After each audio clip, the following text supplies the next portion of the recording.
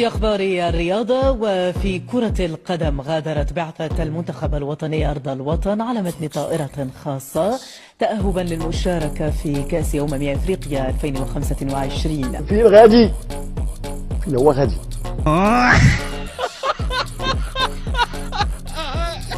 الفيضانات الأخيرة فضحت تواطؤ نظام المخزن وأبانت عن اختلالات في البنية التحتية. يقلع نحو البلد المنظم لتنظيم هذه المنافسة. عندك كوب دافريك 2025 راح تلعبوهم في ملاعب قديمه. واش من الملعب هذا اللي تهضر عليه يا اخي؟ اروح ناقشني. واش ملعب مغطى ما عندكش؟ تروحوا تشوفوا ماتش تصب عليكم الشتاء. واش من الملعب اللي تهضر عليه في المغرب؟ تروحوا تشوفوا ماتش تصب عليكم الشتاء يا اخي. تخرجوا كاع يا مروكي. احنا في الجزائر هذا الملعب ملعب الدار البيضاء الذي يقع في العاصمه ملعب بلدي، مجرد ملعب بلدي.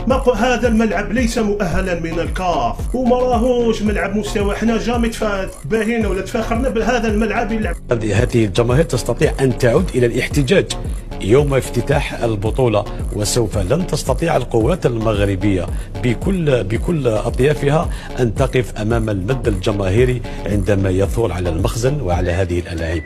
هل سنشهد في أي بطولة تشارك فيها الجزائر الخريطة الوهمية المغربية؟ لماذا لم يستعمل المغاربة هذه الخريطة في الدعاية لكأس العالم؟ لماذا لم يرتدي المنتخب المغربي منذ نشأته هذه الخريطة؟ كل شيء كان مخطط منذ البداية.